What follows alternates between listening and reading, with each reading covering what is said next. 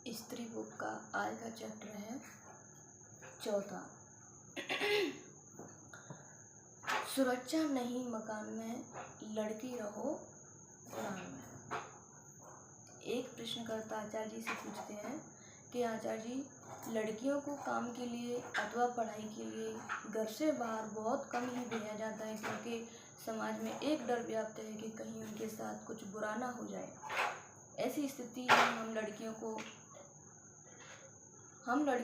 क्या करना चाहिए? आचार्य प्रसाद जी कहते हैं, ठीक है, एक तथ्य है कि समाज में तमाम तरीके की हिंसा है, तथ्य है, इसको तुम गुब्बारे की तरह फुला नहीं सकते ना। और जब आदमी तथ्यों को देखे तो तथ्यों को उनकी पूर्णता में देखना पड़ेगा। ये सच है कि आदमी के मन में विकृतियाँ बढ़ रही हैं, पर ऐसा भी नहीं है कि समाज कभी बड़ा साफ सुथरा रहा हो।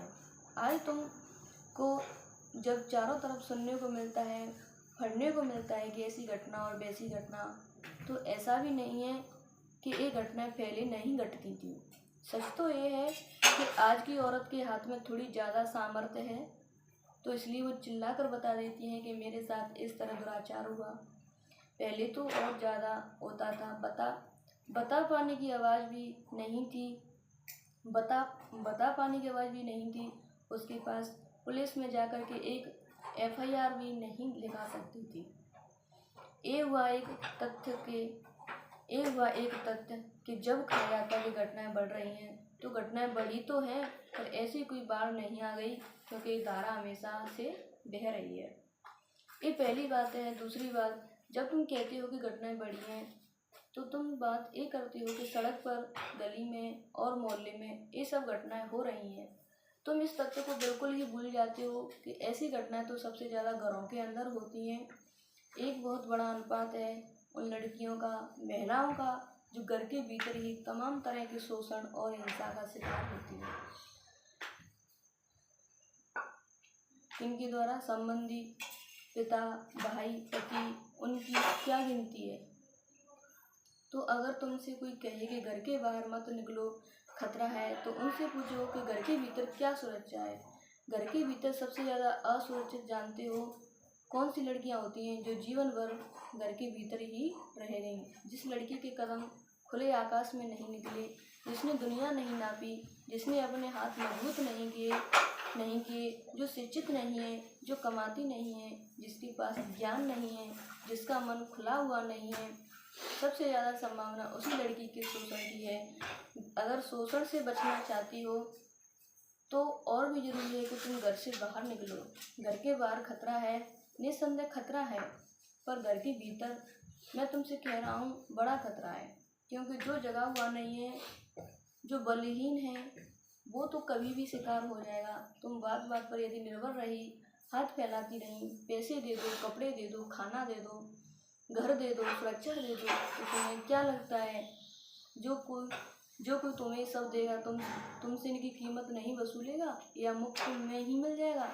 मुफ्त में नहीं मिलेगा, कीमत तो दोगी। प्रश्न, सर, जो परिवार को डर है उसको कैसे दूर करें?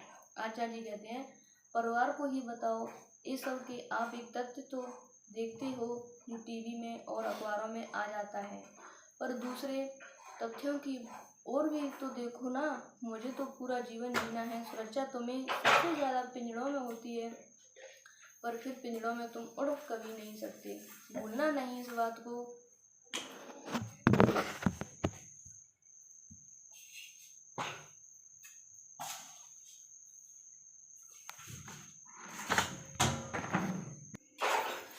आचार्य जी कहते हैं, परिवार को ही बताओ ये सब कि आप एक तथ्य तो देखते हो जो TV में और अखबारों में आ जाता है, पर दूसरे तथ्यों को की ओर भी देखो ना। मुझे तो पूरा जीवन जीना है। सुरक्षा तुम्हें सबसे ज़्यादा पिंजड़ों में मिलती है, पर फिर पिंजड़ों में तुम उड़ कभी नहीं सकते।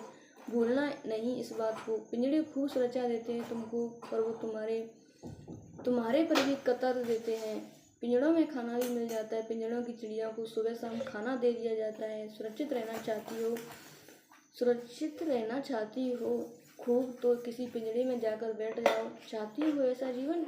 बाहर खतरा तो है, चिड़िया बाहर उड़ेगी तो बाहर चील है और बाज है, चिड़िया का शिकार हो सकता है, पर तुम चुन लोगे क्या? तुम्हें शिकार होने के डर की वजह से क्या पिंजरा ज़्यादा पसंद है? प्रश्नकर्ता कहती है नहीं सर। अब कल का चैप्टर चलेगा, क्या स्त्री की सुंदरता और कोमलता परमात्मा जैसी है?